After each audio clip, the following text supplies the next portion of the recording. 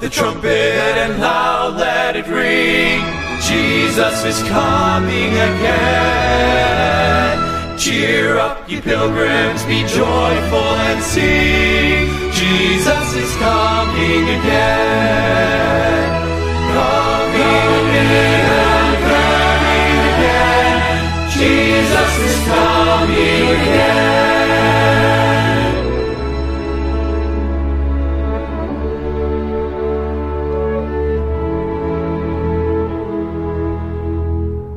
Echo it hilltops, proclaim it ye plains. Jesus is coming again. Coming in glory, the Lamb that was slain. Jesus is coming again. Mon frère, ma soeur, si tu ne peux pas voler comme un avion, cours. Si tu ne peux pas courir, marche. Et si tu ne peux pas marcher, rampe. Mais surtout, continue d'avancer. Que Dieu te bénisse. Heavings of earth tell the vast wandering throng, Jesus is coming again. Tempests and whirlwinds, the anthem prolong.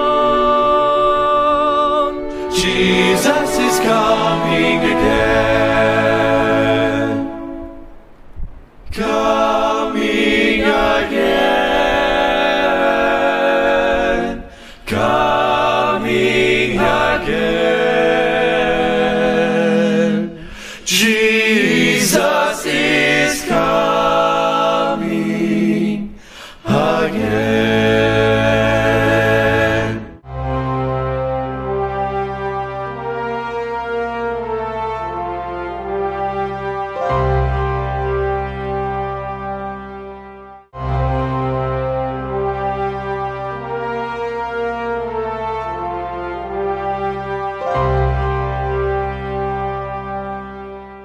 All my life you have been faithful. All my life you have been so, so good. With every breath that I am able, I will sing of the goodness of God. I love your voice. You have led me through the fire in darkest night. You were close like no other. I've known you as a father. I've known you as a friend. I have lived in the goodness of God. All my life you have been faithful. All my life you have been so, so good. With every breath that I am able, I will sing of the goodness of God. Your goodness is running after me. Your goodness is running after me. With my life laid down, I've surrendered now. I give you everything. Your goodness is running after me. Bonjour et bienvenue à tous pour l'étude de notre leçon numéro 9 intitulée « Une ville nommée Confusion ». Pour cela, j'ai avec moi pasteur Martial Henry, bonjour. Bonjour, Tessie. Bonjour. Et pasteur Gaston Fernand. Bonjour. Bonjour.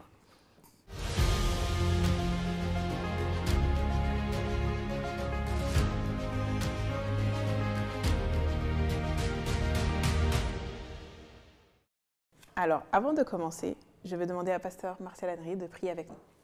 Avec plaisir. Prions ensemble, les amis. Notre Dieu, nous te remercions de cette opportunité que tu nous donnes aujourd'hui de nous retrouver encore une fois autour du texte inspiré, la Bible. Et alors que tu veux encore une fois nous interpeller, nous aimerions préparer nos esprits, nos cœurs à pouvoir t'écouter nous parler au travers de cette étude. Merci donc d'accompagner chacun de nos amis qui nous suivent et permets vraiment, Seigneur, que nous puissions tirer aujourd'hui le maximum d'enseignements que tu as à transmettre à ton peuple. Garde-nous ta paix et que ce moment soit intéressant, fructueux, joyeux. Je t'ai prié au nom de Jésus-Christ. Amen. Amen. Amen. À partir du chapitre 14 de l'Apocalypse, il est fait référence à une ville, Babylone. En réalité, ce n'est pas la première fois que cette ville est citée dans la Bible. Mais pourtant, à l'époque où Jean écrit le livre de l'Apocalypse, la ville de Babylone est déjà détruite. Alors, pourriez-vous nous dire pourquoi il est fait référence à cette ville dans le livre de l'Apocalypse? Je laisse la parole. Voilà. C'est vrai, ce n'est pas la première fois que finalement la Bible aborde cette fameuse ville. On regarde sur l'ensemble du Nouveau Testament, on a grosso modo, enfin même plus précisément, 11 fois le terme Babylone utilisé, depuis Matthieu jusqu'à l'Apocalypse. Babylone, qu'est-ce que c'est? Pourquoi? Donc c'est la question, qu'est-ce que c'est comme ville? Alors, le nom Babylone, c'est vrai, littéralement, ça veut dire confusion, littéralement. Mais peut-être que ceux, en tout cas, qui connaissent un peu le texte biblique, dans Babylone, on entend un mot, c'est Babel, une tour. Qu'est-ce qui s'est passé dans cette tour? En regardant l'histoire biblique, c'est là que Dieu, finalement, va créer les langues, je vais dire comme ça, voilà, parce qu'ils avaient un projet de monter jusqu'au ciel, donc être un peu quand même semblable au très haut, hein. Ça c'est encore un petit clin d'œil que je fais. Et donc Babylone a la même racine que Babel et qui veut dire donc confusion. C'est une ville qui était bien présente déjà au 6e siècle avant Jésus-Christ, hein, une très très belle ville, mais qui a progressivement décliné suite à plusieurs attaques. Elle a été conquise par plusieurs rois, plusieurs empires, et puis elle déclinait au fur et à mesure. Mais celui qui lui a donné sa plus belle envergure, c'est Nebuchadnezzar. Nabucodonosor, on dit précisément. Et puis d'ailleurs, on a entendu parler de ces jardins suspendus, des choses magnifiques. Les 7 merveilles du monde. C'est ça, exactement. Aujourd'hui, c'est un tas de ruines. C'est un tas de ruines qui se trouvent en Irak. Voilà, donc on peut aller visiter, mais il n'y a plus grand-chose. Donc d'une ville extrêmement magnifique, on se retrouve à quelque chose d'extrêmement dégradé. Je ne sais pas si mon collègue veut rajouter des choses, mais il y en a encore d'autres à dire sur le volet spirituel. Ok, en fait, c'est bien d'avoir fait effectivement un peu le cheminement historique de cette ville de Babylone. Mais bon, moi, je vais essayer de mettre tout de suite le pied dans le plat, parce que déjà, dans la Bible, constamment, Babylone a toujours été symbole de mauvaise influence. Absolument. Tu l'as bien fait remarquer, hein, d'ailleurs, l'étymologie du mot qui renvoie à la confusion. Et dans Genèse chapitre 11, effectivement, c'est le même mot qu'on trouve, le mot qui est traduit par Babel, qui est traduit, mais c'est Babylone.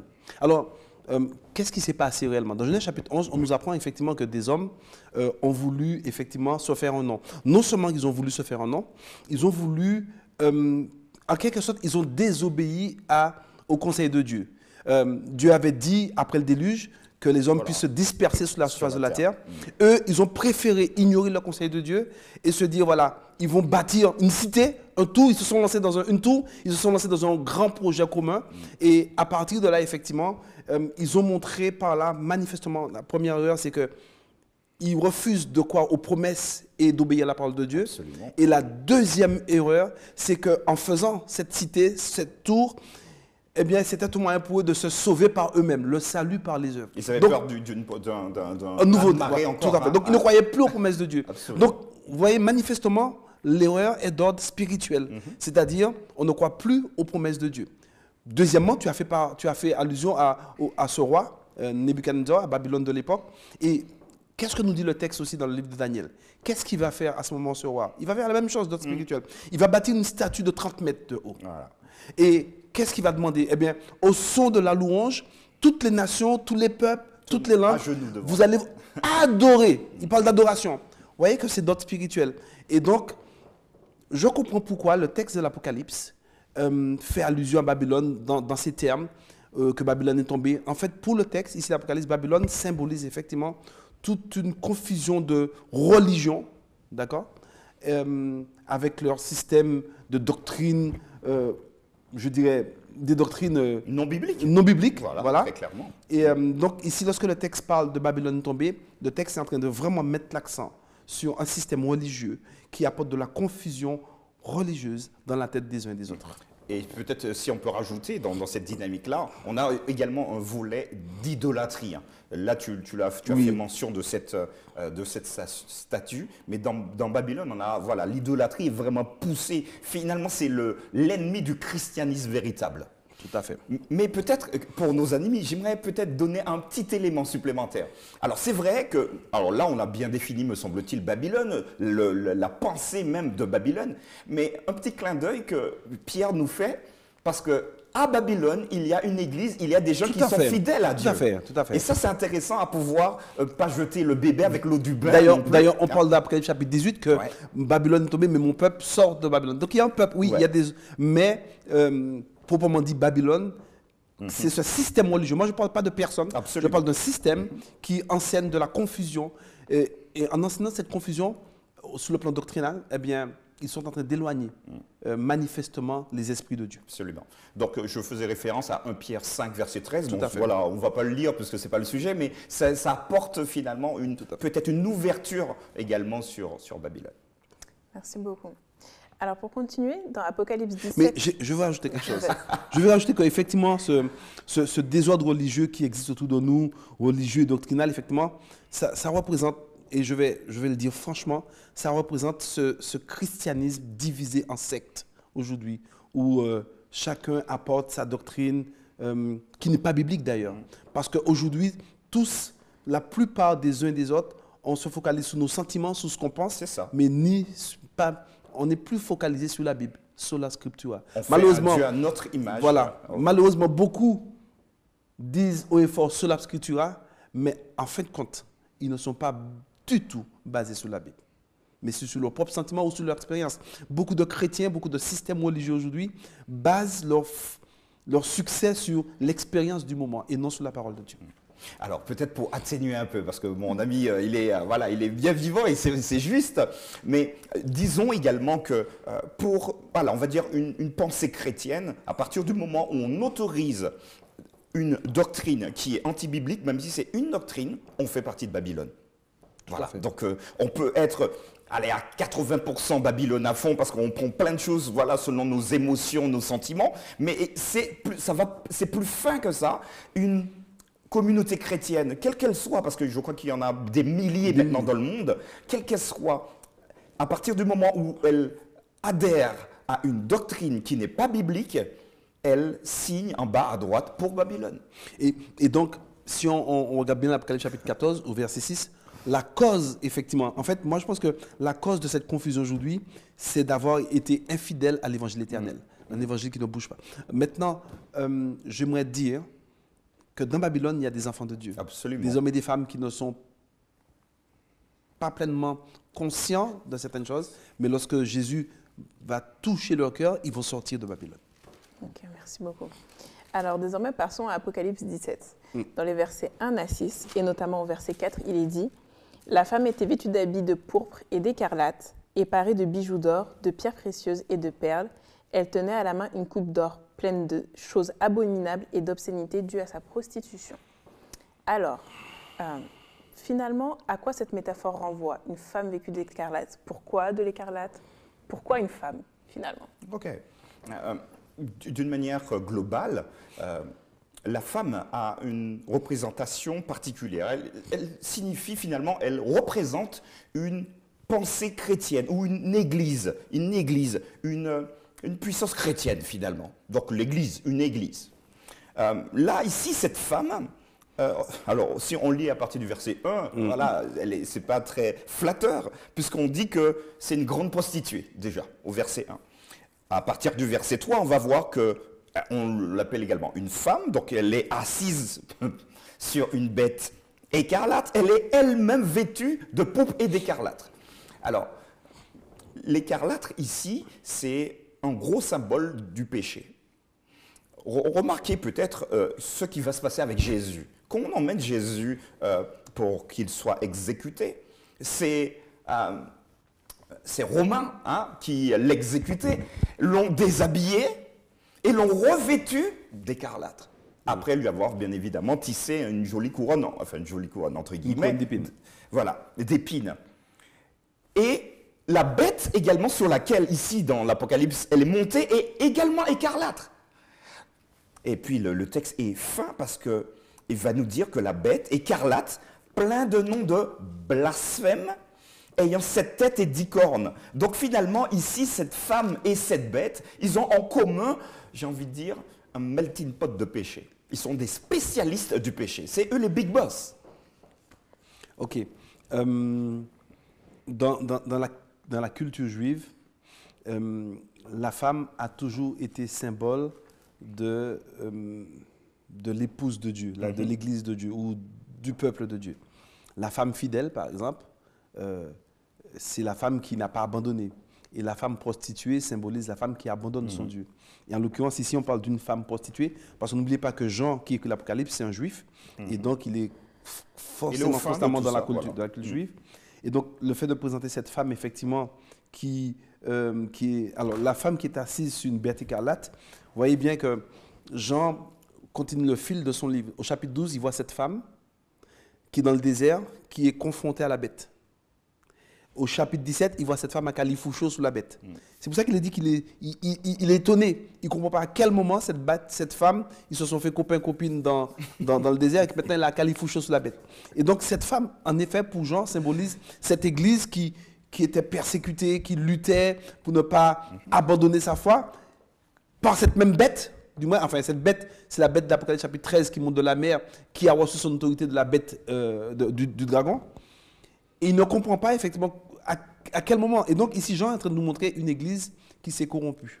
Une église qui s'est corrompue avec le temps. Une église qui va faire entrer toutes sortes de doctrines non bibliques, comme tu le dis. Par exemple, la doctrine de l'immortalité de l'âme. Par exemple, ouais. C'est une doctrine vraiment païenne, ça.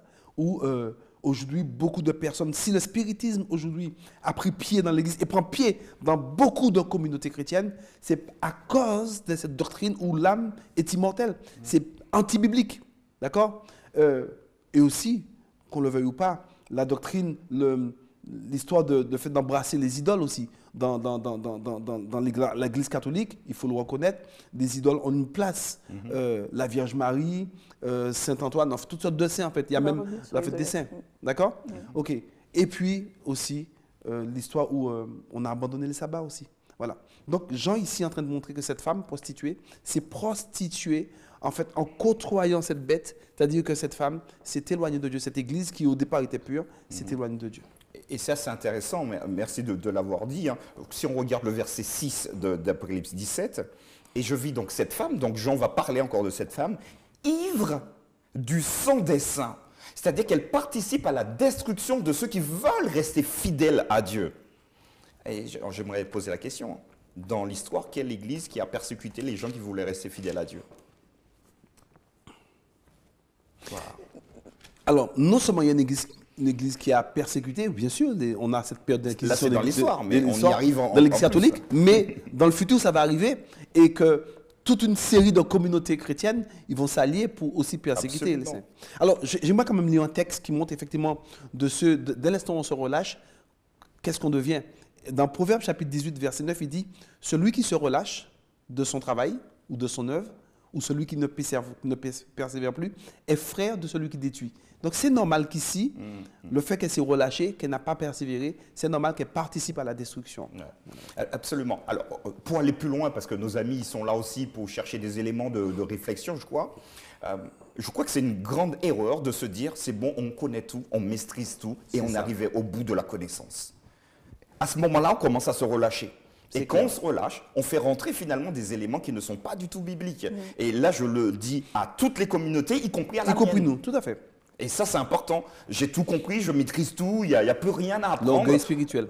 Voilà, oui, bien évidemment. Et donc ici, je crois qu'il faut toujours, et ça me fait penser à la Odyssée, hein, ouais, je suis riche, voilà, je me suis enrichi, mais en fait, tu es aveugle, venu. En fait, finalement, reviens à ton premier amour. Et le premier amour ici, c'est une relation particulière et personnelle avec Jésus. C'est ce qui fait que finalement dans une communauté, n'importe laquelle, si on a des gens qui cherchent vraiment le Seigneur, mais qui ne suivent pas forcément un homme qui va dire des choses en général sans jamais le prouver, je vous garantis que là on parle vraiment de cette femme qui est prête pour recevoir son époux qui est Jésus. Tout à fait. Merci beaucoup. Alors pour essayer d'aborder un peu les caractéristiques de ce système finalement qu'est Babylone, la leçon s'intéresse à Jérémie 51, versets 17 et 47, qui montre que les Babyloniens avaient vraiment pour coutume religieuse d'adorer des statues, des sculptures. C'était donc une ville idolâtre. Seulement, il faudrait quand même adapter ce texte à 2023. Tout le monde n'est pas concerné par l'adoration des statues. Alors dites-moi, finalement, est-ce que l'idolâtrie se cantonne à ça? Qu'est-ce que l'idolâtrie? Qui est concerné par l'idolâtrie? Alors, tu l'as justement dit, hein, l'idolâtrie, c'est vrai que la première couche, c'est de se dire, bah, écoute, je fais une petite statue, je vais me mettre à genoux devant, et puis je vais prier, je vais faire des offrandes à la petite statue. Mais je crois que le diable, le diabolos, celui qui divise, hein, le malin, il est plus fin que ça. Ça marche, il ne va pas nous avoir avec ça. Quels sont les... C'était avant ça. Ouais, voilà, c'est l'ancienne école. Il va donc moderniser ces méthodes, ces techniques pour que nous soyons même idolâtres sans le savoir. C'est intéressant ça. D'où la nécessité de toujours se remettre en question. Alors, d'autres diront, donc la deuxième couche ici, d'autres diront qu'on peut idolâtrer son église, sa voiture, ce qu'on a, son travail. À partir du moment où on met un élément avant Dieu, on commence à glisser dans le chemin de l'idolâtrie. Et finalement, Dieu, Jésus, le Saint-Esprit, donc la divinité, doit pour le croyant, le chrétien, être ce qui prime sur tout le reste.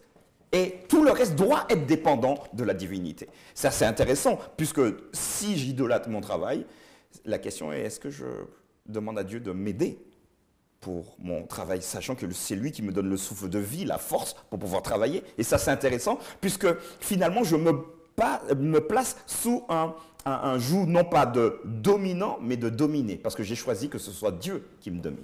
Voilà donc une grande perspective, s'agissant donc de l'idolâtrie qui peut arriver à tout moment. Donc, il faut être vigilant à mon sens. C'est très juste. Je vais apporter une précision en plus. Remarquez que dans la Bible, surtout dans le Nouveau Testament, les auteurs insistent beaucoup sur l'idolâtrie.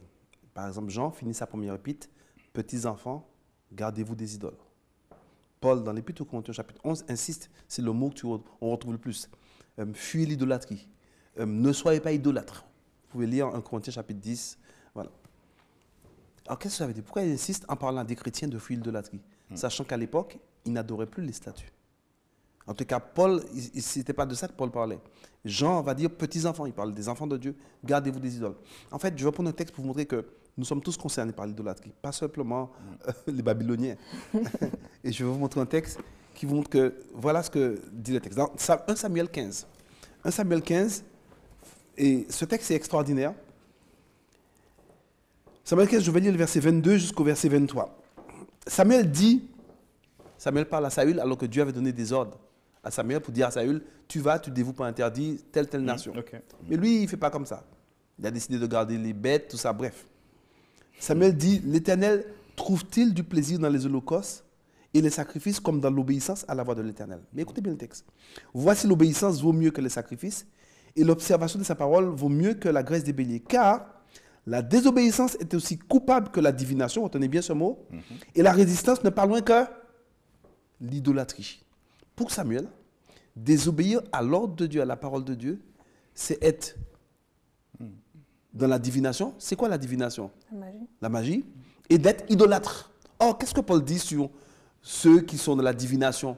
Paul dit dans l'Épître aux Corinthiens que les sacrifices qu'ils offrent aux idoles, c'est à des démons qu'ils offrent. D'accord? C'est démoniaque. Donc, le chrétien aujourd'hui, qui désobéit aussi à la parole de Dieu, donc moi le premier, à chaque fois que nous désobéissons, nous devenons idolâtres. Parce que quel était l'ordre donné à Saül? C'était d'obéir à la parole de Dieu. Et aujourd'hui, nous pouvons reconnaître que, bien dans le monde dans lequel on vit, beaucoup, alors pour parler de communautés chrétiennes, nous aussi, la plupart, parfois nous choisissons de désobéir volontairement.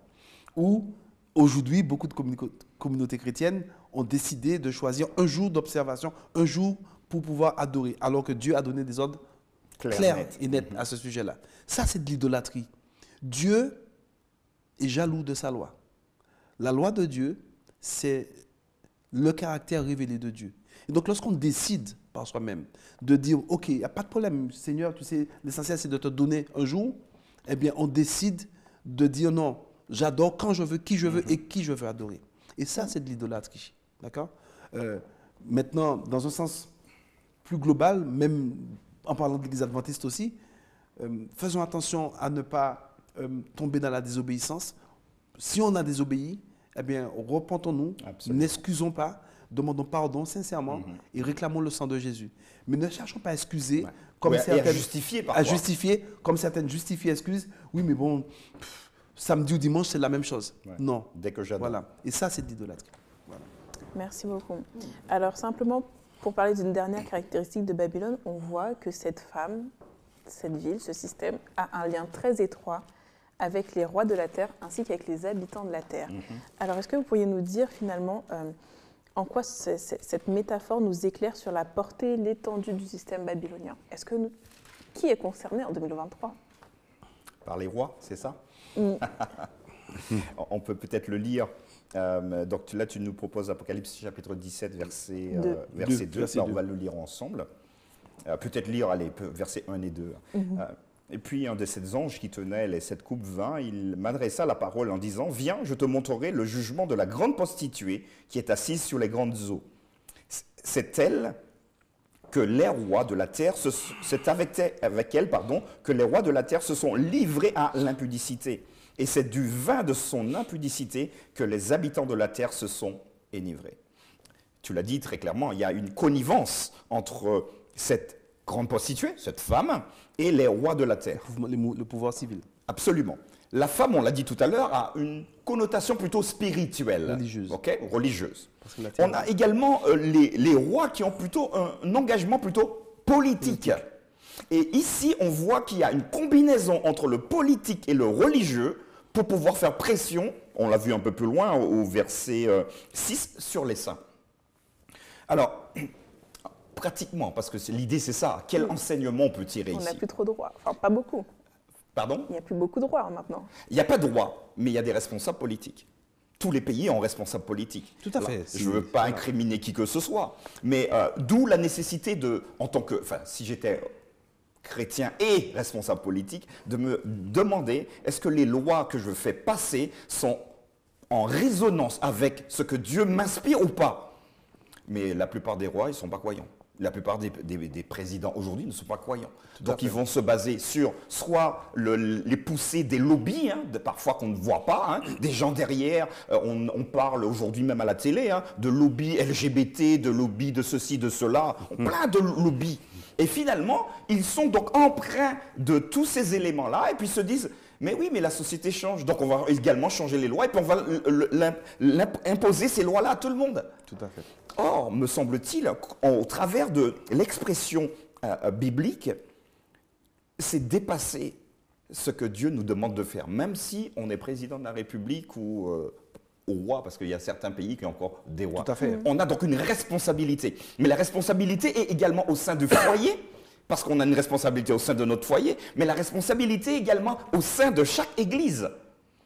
Et aujourd'hui, bien évidemment, il y a des églises, alors j'ai pris un exemple, mais on peut en prendre plein d'autres, des églises qui sont pro-LGBT, d'autres anti, et puis ils se battent entre eux, ils savent pas. Alors qu'est-ce que dit la Bible? Mais il y en a qui dans la Bible trouvent des justifications, et il y en a qui dans la Bible ne trouvent pas des justifications. Voilà donc cette guerre, et là, mélange Babylone. Donc on ne sait plus trop, et puis on va se pencher sur ce qu'on sent. Mais oui, mais ils s'aiment, mais il n'y a pas de problème avec ça. Mais l'amour, mais c'est vrai, l'amour, il n'y a pas de problème. Mais de là à acter ça comme une doctrine venant de Dieu lui-même, j'émettrais de gros doutes. Voilà ce que je peux apporter comme élément de réflexion en tout cas. Pour aller aussi plus loin, j'aimerais dire deux choses. J'aimerais revenir sur un point, avant de continuer sur Babylone et les rois de la terre, sur le point de l'idolâtrie. J'aimerais dire que quand j'explique le fait qu'on désobéit, c'est de l'idolâtrie, maintenant, je veux bien expliquer ce point. Lorsqu'on désobéit, on demande pardon, on n'est pas dans l'idolâtrie. On est d'accord. On est d'accord. Celui qui demande pardon et accepte le pardon de Dieu n'est pas dans l'idolâtrie. Mais celui qui désobéit et justifie sa désobéissance, là rentre dans l'idolâtrie. Absolument. Est-ce que nous sommes d'accord? Voilà. Ouais. Je ferme cette parenthèse. Deuxièmement, le chapitre 17, lorsqu'il dit qu'effectivement, ce sont avec elle que les rois de la terre se sont livrés à la débauche, vous voyez bien que c'est une situation passée ici. Cette Babylone-là, assise sur les grandes eaux, cette femme. Personnellement, moi, j'ai une vision, j'ai une interprétation du chapitre 17 un peu pas comme tous les adventistes. Moi, entre les quatre dans ce chapitre, je vois deux femmes. Bref, je ferme cette parenthèse. Là, tu as ouvert quelque chose d'intéressant. Je vois deux femmes. La femme assise sur les grandes eaux, oui. Il faudra bien le lire, et la femme assise sur la bête, qu'on va retrouver à la fin du chapitre. Et vous voyez que cette femme qui est assise sur la bête, pour moi, représente un protestantisme apostat. Et la femme assise sur les grandes eaux représente pour moi cette grande église qui a persécuté pendant des siècles l'église catholique. Bref, je ferme cette parenthèse. Attends, mais juste avant, c'est intéressant, mais notons dans le chapitre 17, néanmoins, qu'il n'y a qu'une femme qui est parlée ici, et le verset 18 du chapitre 17 va nous dire « Et la femme que tu as vue, donc c'est laquelle que tu as vue, voilà, c'est intéressant. » Donc il y a deux femmes, et la femme. C'est la grande ville qui a la royauté sur toute la terre. Tu vois? Mais nous allons, ça nécessite une étude approfondie de ce chapitre 17, parce que ce chapitre 17 va nous surprendre en fait en réalité. Là où on s'attend, là où on pense que le mal va arriver quelque part. Bref, mais tout ça pour dire, ce mélange, on n'est pas pressé, ce mélange avec les rois de la terre, c'est juste le texte en fait référence au moment où l'État s'est uni à l'Église, où ils ont l'État. En tout cas, l'Église faisait appel à l'appui du pouvoir civil pour persécuter, pour contraindre les consciences à accepter. Et donc, le texte est en train de dire, ce qui s'est passé là, ça va se reproduire aussi dans le futur.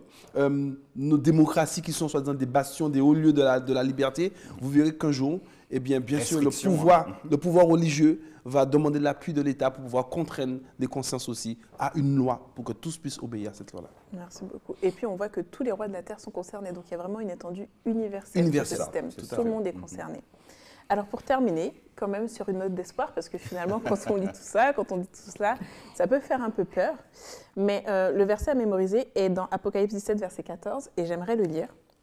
« Ils feront la guerre à l'agneau, mais celui-ci les vaincra, car il est le Seigneur des seigneurs et le Roi des rois. Les siens, ceux qu'il a appelés et élus, ceux qui lui sont fidèles, vaincront avec lui. » Alors finalement, quand on lit ce dernier verset, est-ce qu'on pourrait répondre à cette question, à quoi la Bible souhaite nous inviter au travers de ces descriptions de Babylone? Alors, si on se base sur ce texte que tu nous proposes, le verset qui nous accompagne toute la semaine, je crois qu'il est intéressant d'abord de voir que Jean donne une perspective positive. Alors, il y a plein de choses qui vont se passer, il est d'accord avec ça.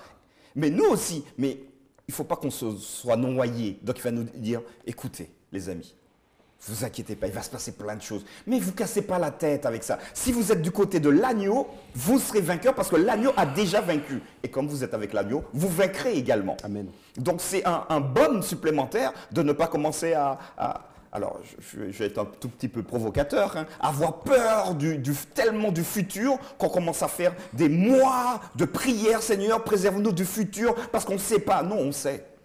On sait très bien. Ceux qui sont avec l'agneau, qui ont donné sincèrement leur vie à Dieu, ils n'ont pas à avoir peur ou à paniquer, parce que la panique n'est jamais bonne. Ça, c'est le premier élément. Le deuxième élément que j'aimerais identifier ici, Babylone. L'enseignement, me semble-t-il, c'est de fuir Babylone. Et en fuyant Babylone, on retrouve donc la deuxième femme, la femme que Dieu vient chercher, ou Jésus vient chercher. Donc finalement, et je rejoindrai, mais qu'à ce moment-là, mon ami et collègue Gaston, deux femmes. La première, en tout cas, c'est pure Babylone, revêtue de pourpre, etc. Et l'autre, avec son habit revêtu de la justice du Christ, un habit blanc et tout, qui reflète finalement le caractère de Christ. Et ici, donc, dans cette perspective, fuir Babylone, c'est recevoir le caractère du Christ et sa justice, parce que nous comprenons que nous ne sommes pas meilleurs que l'autre et que nous avons besoin de Jésus pour finalement vaincre Babylone et les chefs de Babylone. Tout à fait. Le texte qu'on a lu, c'est une très bonne nouvelle. En fait, le chrétien doit garder ses yeux focalisés sur Jésus. Dieu n'est pas pris au dépourvu. Le Seigneur a toutes choses entre ses mains. En effet, Dieu nous donne ses prophéties pour que nous puissions avoir une connaissance ou avoir une idée dans quel temps nous sommes. Mais pas pour nous effrayer. Absolument. Pas pour passer du temps. En fait, moi, je pense que le chrétien devrait se focaliser sur l'amour de Dieu. Cet amour grand qui nous remplit, qui nous permet d'aimer les hommes et les femmes qui nous entourent. Sur ce que Jésus fait, sur la grâce de Dieu qui nous couvre. Sans cette grâce, personne ne serait sauvé. Néanmoins, Dieu donne ses piliers ou ses piliers à ses enfants pour qu'ils puissent avoir une idée dans quel temps ils sont. Et que c'est pas on ne peut pas avoir peur parce que l'issue finale, la Bible nous donne l'issue finale. Mais bien sûr. Ils ont vaincu à cause de l'agneau. D'accord? Jésus a vaincu et la victoire est assurée. Donc, on n'a pas à s'affoler, on n'a pas à avoir peur, on n'a pas à passer des temps. Forcément, les gens sont toujours prêts à faire peur aux autres, à parler que des prophéties. Il faut étudier les prophéties. Mais la puissance de Dieu, c'est Jésus et Jésus seul. D'accord? Les prophéties ne changent personne. C'est Jésus qui sauve. Les prophéties, encore une fois, Dieu donne des prophéties aux croyants, sauvés, d'accord? Sauvés pour leur dire, voilà, ne vous affolez pas, mais vous savez en quel temps vous êtes. Maintenant, je vais juste revenir.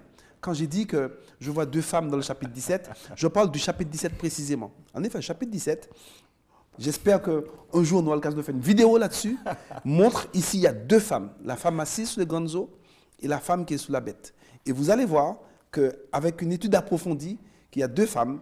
Et je le dis succinctement, pour moi, il y a une femme qui symbolise l'Église catholique. Oui, effectivement, cette Église qui a pendant des siècles dominé. C'est la femme assise sur les grandes eaux, la grande mère là.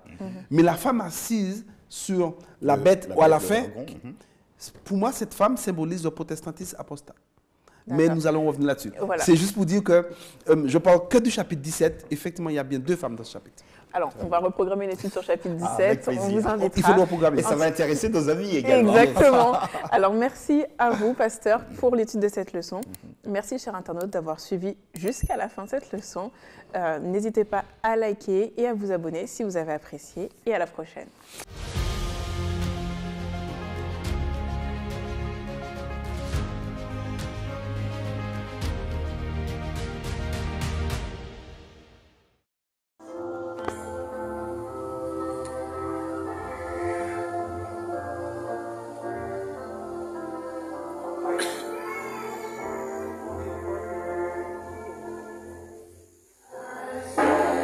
Sois la part au sang.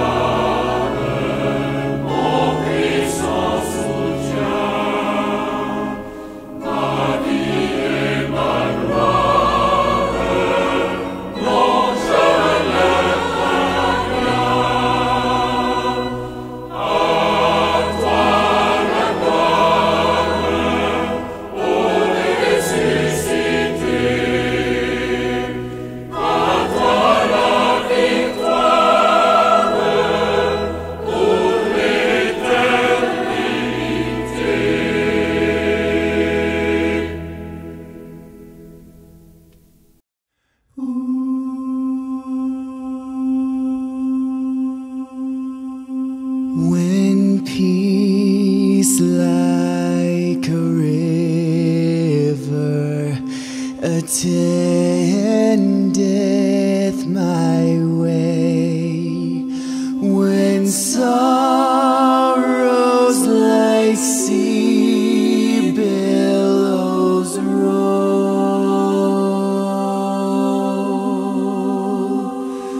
whatever my lot, thou hast taught me to say, it is well, it is well with my soul. But Lord, 'tis for thee, for thy coming we wait.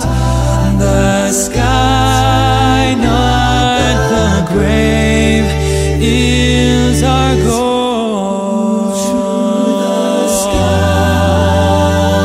Oh, trump of the angel, oh, voice of the Lord, blessed hope, blessed rest of my soul. It is well with my soul. With my soul. It is well. It is well with my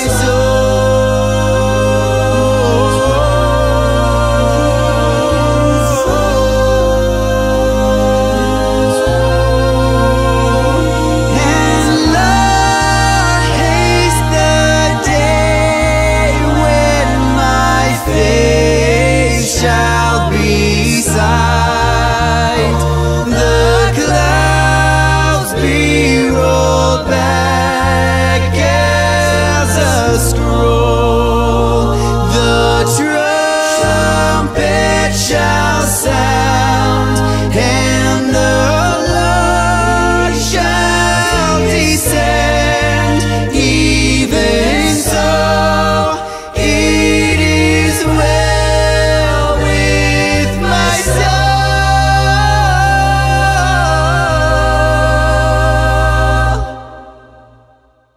It is well. It is well with my soul. With my soul. It is well. It is well with my soul. With my soul. It is well. It is well with my soul.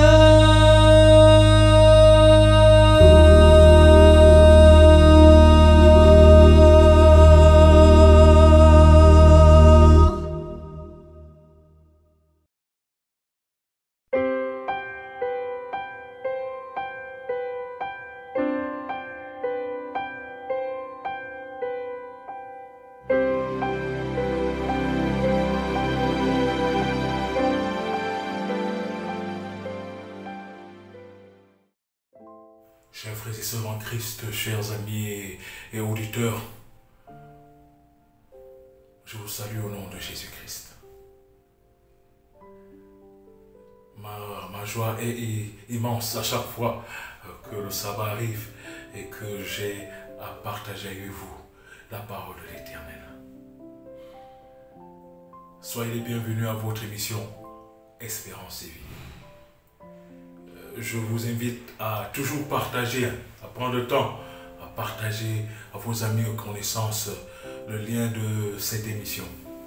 Car, vous le savez, c'est peut-être par le partage que vous allez sauver une vie. C'est peut-être par le partage du lien de cette émission qu'une vie, qu'une personne va rencontrer le Seigneur et être transformée. Partagez pour sauver une vie. Alléluia. Que l'Éternel vous bénisse. Le titre du sermon de l'émission d'aujourd'hui est « Elle a rencontré l'amour au bord du puits ». Elle a rencontré l'amour au bord du puits. Prions. Merci Saint-Esprit pour tes bienfaits. Je te demande pardon. Seigneur, pour mes péchés, pardonne-moi, s'il te plaît. Pardonne-nous, tes enfants. Pardonne-nous, l'humanité, nos péchés. Sauve-nous, Seigneur. Relève-nous de nos chutes. Efface nos iniquités. Bénis ton serviteur que tu t'es choisi pour transmettre fidèlement ton message à ton peuple. Bénis tous ceux qui sont en train de suivre ce message et tous ceux qui le suivront plus tard.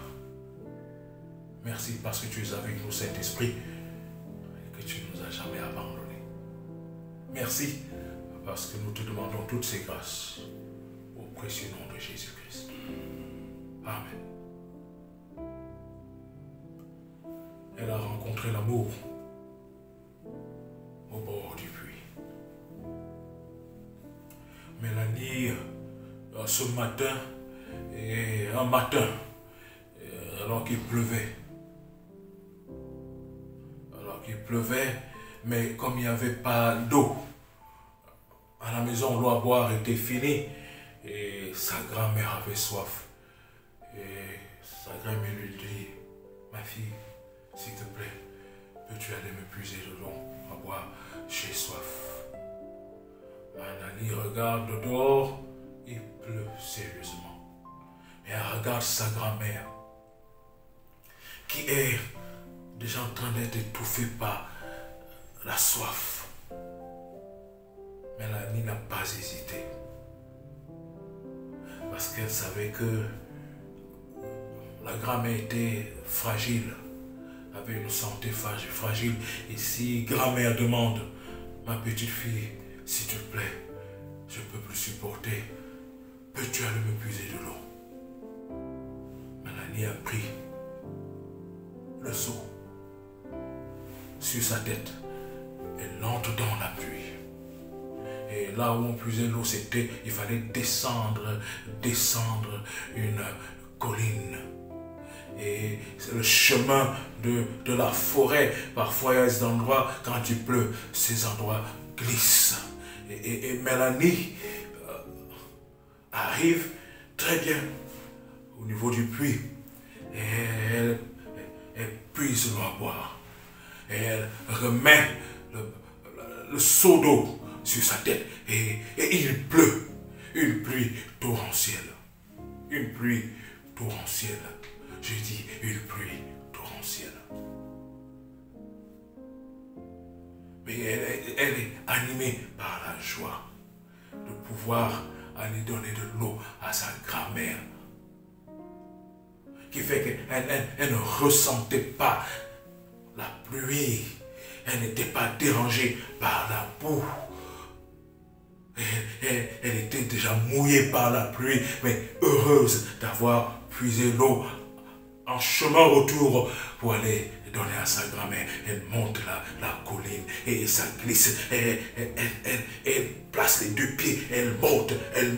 Vous savez qu'en allant au puits, il n'y avait pas d'eau, donc elle pouvait facilement contrôler ses pas. Et si ça glisse un peu, elle se maîtrise. Mais maintenant, elle a le seau d'eau qui pèse sur la tête. Elle est en train de grimper la colline. Mélanie, j'ai dit, Mélanie est en train de grimper la colline.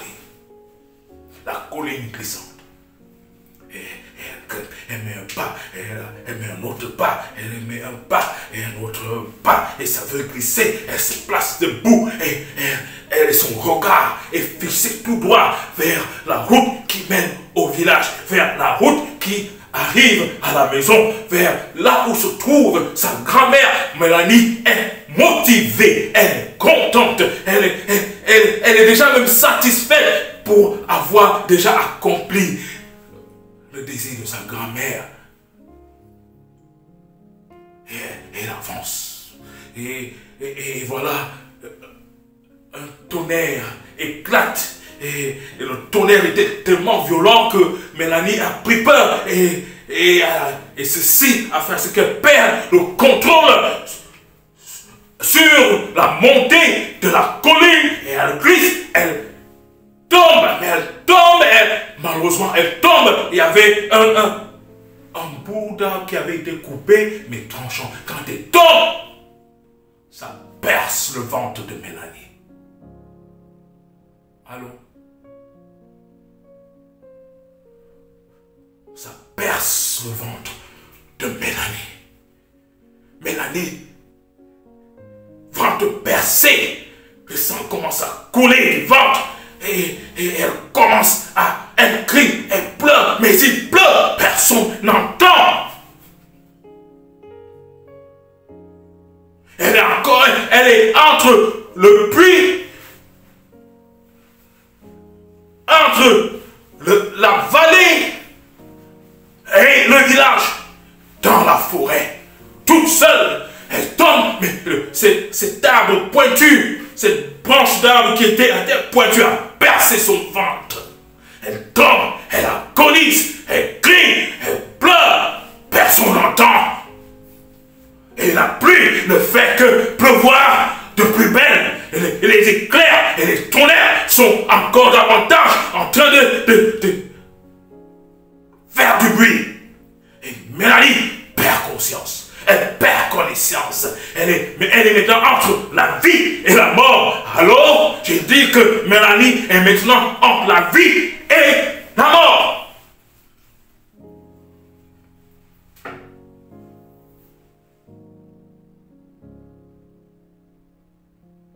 Et par hasard, un monsieur qui était de passage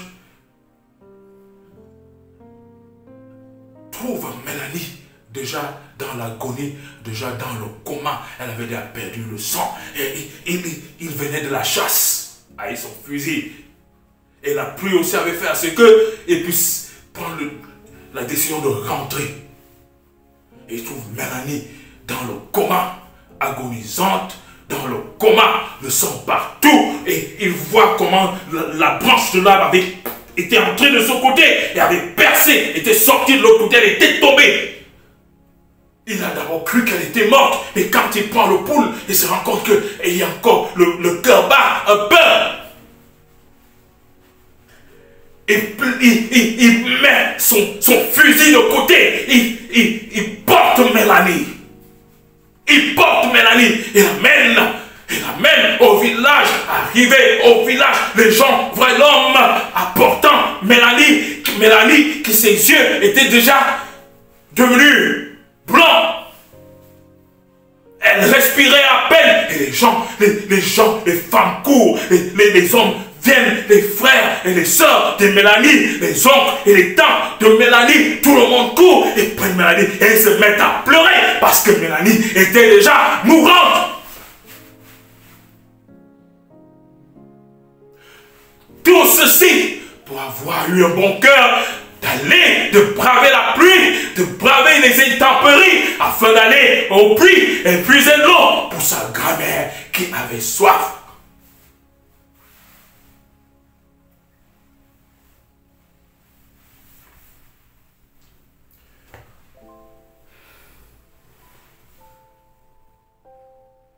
Puisque son ventre était tellement déchiré, il a fallu à tout plus vite amener Madame Mélanie en ville d'urgence afin qu'on puisse essayer de voir si on peut la sauver, faire une chirurgie urgente. On amène Mélanie à l'hôpital. Mélanie est toujours dans le coma. Les médecins essaient de tout faire à leur niveau. Et les gens pleurent, sont dans l'agonie, ils pleurent.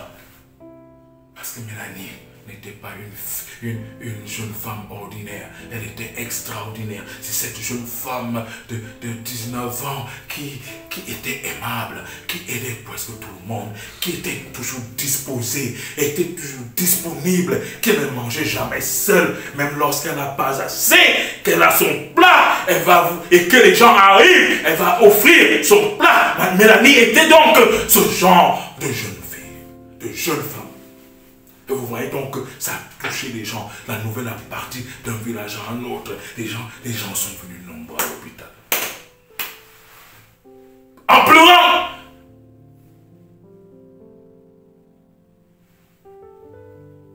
On appelle le fiancé de Mélanie. On lui dit que c'est grave ici. Ta fiancée est mourante. Elle est dans le coma, nous ne savons pas si elle va vivre ou si elle va mourir. Viens! Le monsieur arrive et voit Mélanie couchée aux urgences. Prête, on est en train de la réanimer afin qu'elle puisse sortir du coma et ainsi pouvoir opérer.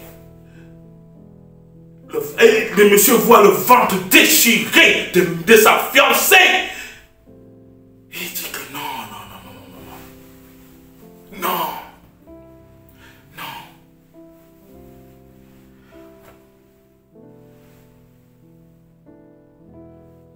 Prions pour que le Seigneur puisse faire un miracle. Prions, œuvrons, prions. Les gens cotisent, mais au fond, il n'était plus lui-même parce que pour lui, il est même Mélanie, parce qu'avant qu'elle n'ait cet accident, ce ventre déchiré, mais quand il a vu le ventre déchiré de Mélanie, il savait que même si elle revient à la vie, elle ne sera plus la même Mélanie que sa fiancée qu'il a connue. Belle morphologiquement, mais ce ventre déchiré, les intestins déchirés, il a regardé ça et dit que non, moi je ne suis plus là. Comme si ce n'était pas suffisant. Il n'a même pas attendu qu'il y ait l'opération.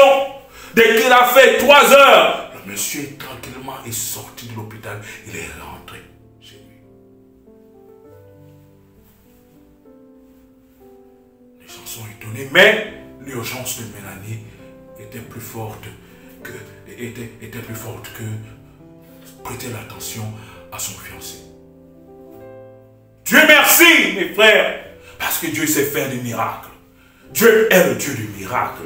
Les médecins se battent, ils opèrent Mélanie, grâce à Dieu, ils parviennent à ramener Mélanie en vie, c'est-à-dire que la réanimer, et ils ont empêché la situation de s'empirer. Les hémorragies internes ont été arrêtées. Ils ont soudé les veines qui étaient déchirées, les intestins qui étaient déchirés, tout. Ils ont pu souder. Et voilà, on annonce que Mélanie va vivre. Les gens pleurent de joie. Les gens pleurent de joie. Le chasseur qui est venu, qui a porté Mélanie et qui l'a amené au village, il pleurait lui-même aussi de joie. Pour couper court. 2 semaines plus tard, lorsque Mélanie est rentrée au village, avec la grosse cicatrice de son ventre,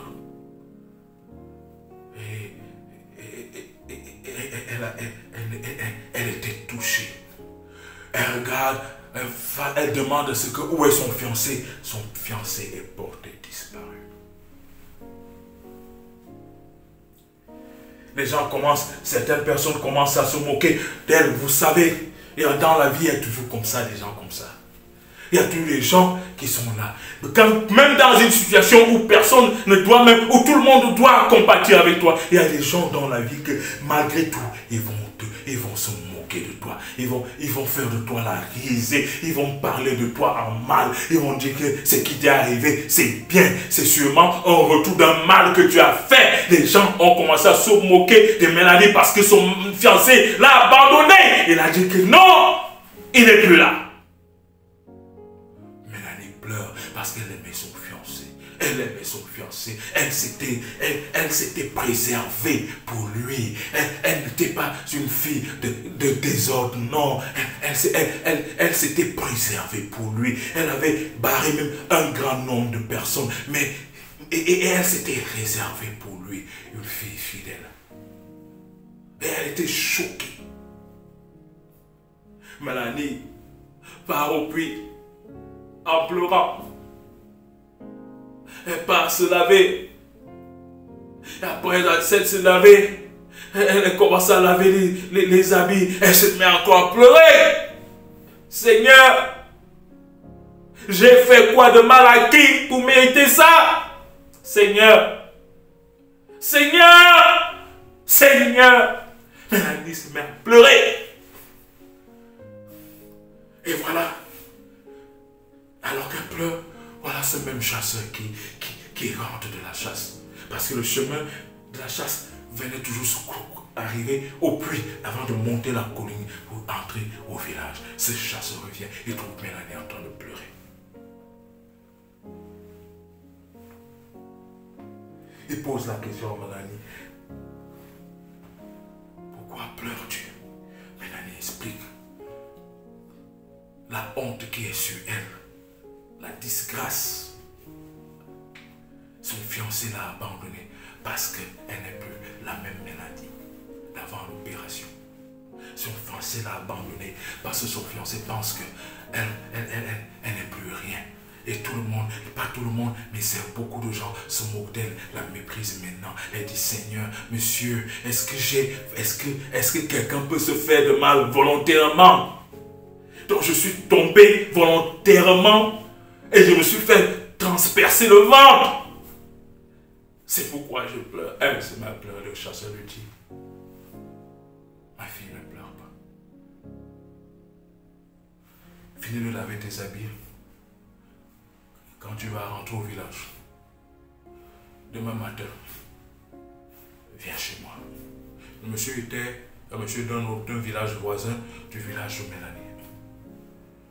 Mélanie regarde le monsieur, dit oui monsieur, je viendrai. Je connais le chez toi, tout le monde connaît la maison du chasseur. Le lendemain, Mélanie part. Elle marche, elle arrive chez le monsieur. Et le monsieur trouve le monsieur assis à la véranda. Mais elle voit c'est comme s'il y avait une certaine fête à l'intérieur. Le monsieur lui attendait Mélanie. Et Mélanie arrive, étant simplement habillée. Et le monsieur la reçoit et dit, ma fille, bienvenue. Entre à l'intérieur. Je t'ai préparé une surprise. Mélanie entre à l'intérieur. Elle voit des nouveaux visages qu'elle n'a jamais rencontrés. Et elle voit un jeune homme qui est assis, bien habillé. On sent que celui-ci il ne vit pas ici au village. Et le père en question, le chasseur, dit, fait le signe à son fils. C'était son fils qui était en Europe et qui était revenu passer des vacances.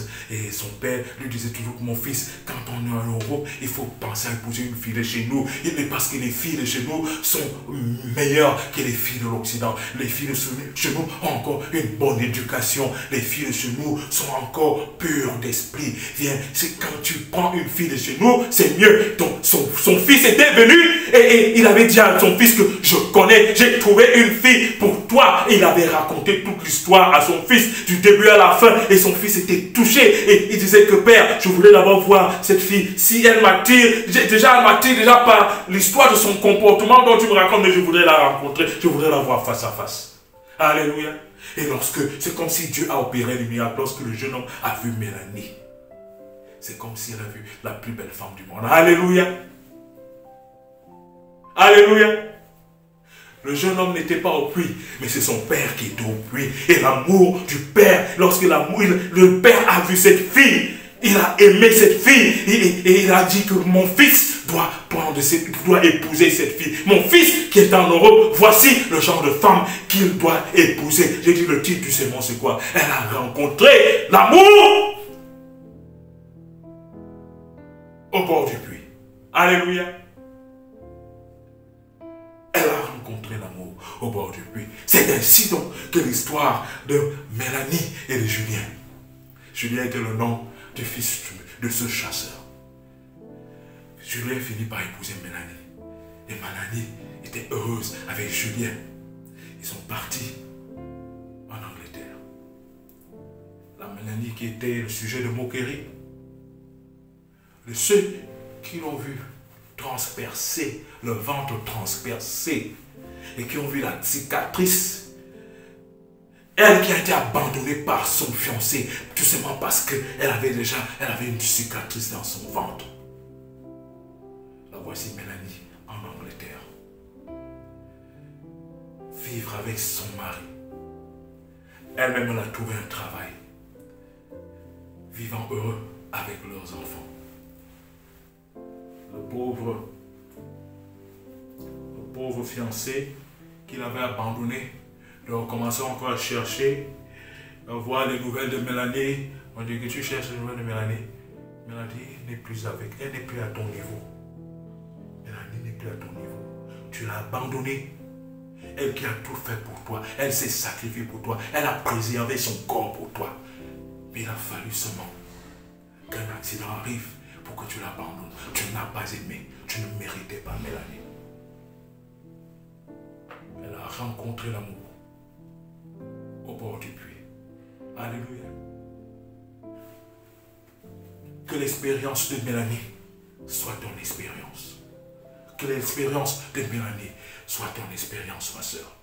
Que l'expérience de Mélanie soit même ton expérience, mon frère. Et ça me rappelle d'une histoire dans la Bible où une femme a rencontré aussi l'amour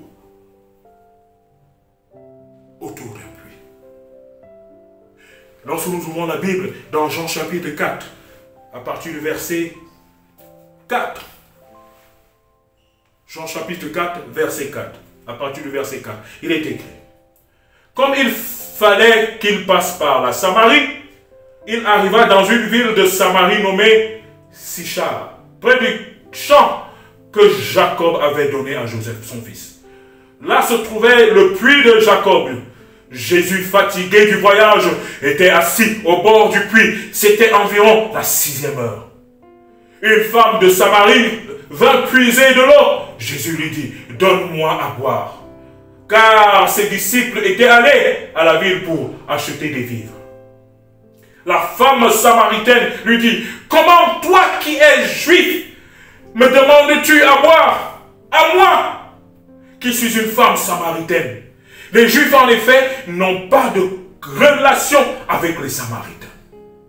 Jésus lui répondit: si tu connaissais le don de Dieu, et qui est celui qui te le dit, donne-moi à boire, tu lui aurais toi-même demandé à boire, et tu t'aurais donné de l'eau, et il t'aurait donné de l'eau vive. Seigneur, lui dit la femme, tu n'as rien pour puiser, et le puits est profond. D'où aurais-tu donc cette eau vive? Es-tu plus grand que notre père Jacob, qui nous a donné ce puits et qui en a bu lui-même, ainsi que ses fils et ses troupeaux? Jésus répondit: quiconque boit de cette eau aura encore soif, mais celui qui boira de l'eau que je lui donnerai n'aura plus jamais soif. Alléluia.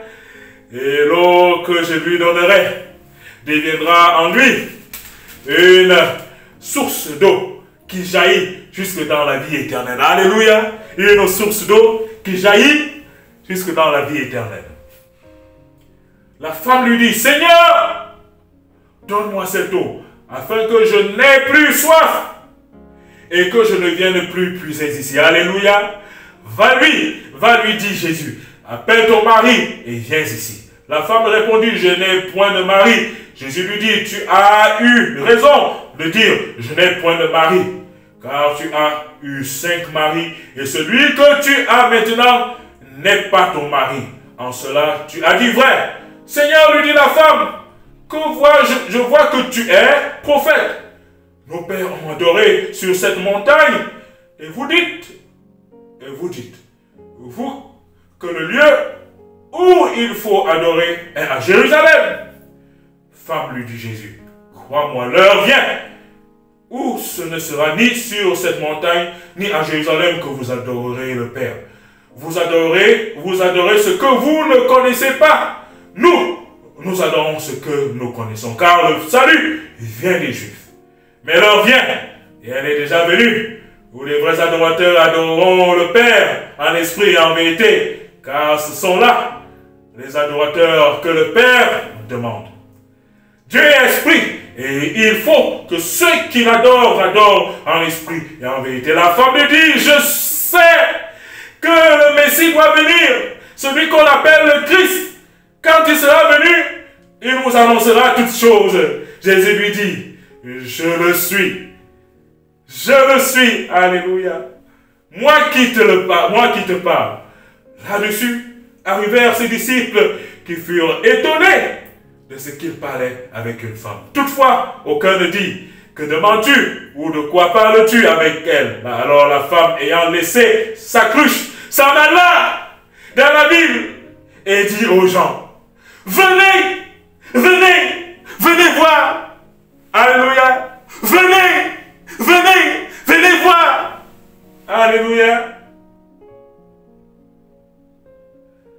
La femme lui dit, venez, et dit aux gens, venez voir un homme qui m'a dit tout ce que j'ai fait. Ne serait-ce point le Christ? Il sortit de la ville et ils vinrent vers lui. Alléluia.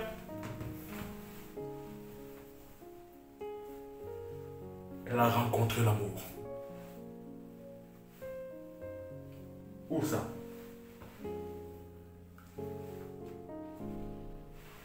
Auprès du puits.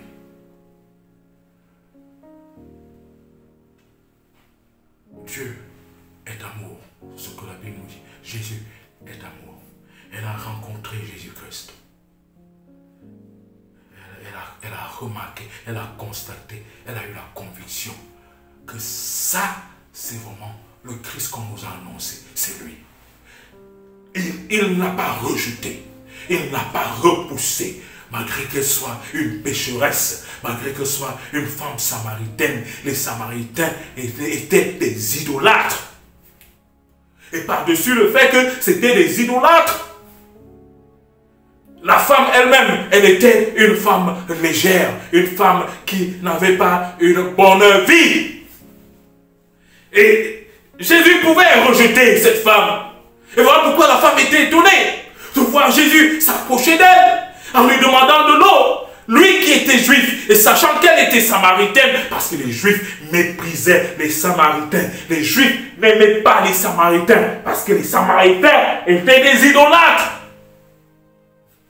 Mais Jésus-Christ met ses considérations des hommes à côté. Il met ses considérations de tribalisme à côté. Il met ses considérations obscures à côté. Il voit une candidate pour le ciel. Jésus-Christ a vu une candidate qui pouvait faire gagner la vie éternelle. Il a vu en elle une valeur, même si c'était une valeur cachée par sa mauvaise vie, par ses déboires. Mais Jésus-Christ a vu le trésor en elle. C'est ça, au bord du puits, elle a rencontré l'amour. Elle a rencontré le Dieu d'amour. Elle a rencontré Dieu qui est amour. Et sa vie a changé. Au bord du puits, cette femme a rencontré l'amour. Et sa vie s'est transformée. Elle est devenue, elle était une pécheresse. Elle était une femme de vie légère.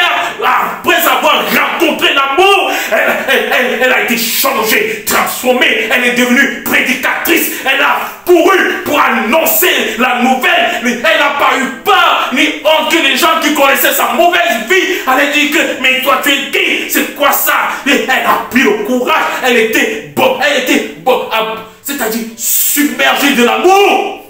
Elle a couru, elle est allée annoncer la bonne nouvelle que j'ai rencontré le Christ. Venez, allons-y, venez le rencontrer comme moi et vos vies seront changées. Mon frère, ma soeur, si tu vas auprès du puits, le puits représente l'eau. L'eau, Christ est l'eau de vie. Si tu vas auprès de l'eau de vie, ta vie va changer. Tu vas rencontrer l'amour. Tu vas rencontrer le changement. Tu vas rencontrer la restauration.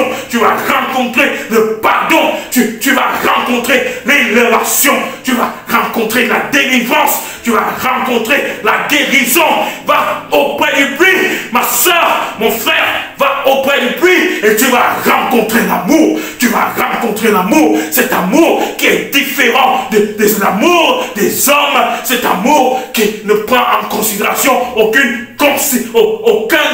aucun méfait de ce que pourrait être dû parce que les gens racontent. Non, va auprès du puits, ma soeur. Va auprès du puits, mon frère. Va rencontrer l'amour. Il ne s'agit pas seulement de l'histoire des femmes, même les hommes. Lorsque vous allez au puits, c'est l'eau de vie. Jésus-Christ est l'eau de vie. La parole écrite est l'eau de vie. Jésus-Christ est l'eau de vie. Va vers le puits. Ma soeur, va vers le puits. Mon frère, confesse. Dis à Jésus ta situation. Jésus-Christ, comme il a fait avec la femme samaritaine, changera ta vie. Elle a rencontré l'amour auprès du puits.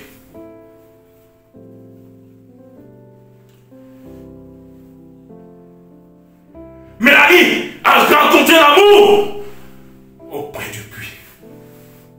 La femme samaritaine a rencontré l'amour auprès du puits. Et la vie de ces deux femmes a changé. Veux-tu que ta situation change? Va auprès du puits. Va rencontrer l'amour. Va auprès de Jésus. Va rencontrer l'amour. Et tu ne rentreras jamais comme tu es venu. Alléluia. Mon frère, va auprès du puits et tu rencontreras l'amour. Que l'Éternel nous aide à aller auprès du puits avec nos pleurs, avec nos douleurs, avec nos peurs, avec nos désespoirs. Et là, nous allons rencontrer l'amour. Nous allons rencontrer le Dieu d'amour. Le Dieu de l'amour nous attend. Voyez-vous, la femme est venue trouver Jésus. Ce n'est pas Jésus qui est venu trouver la femme.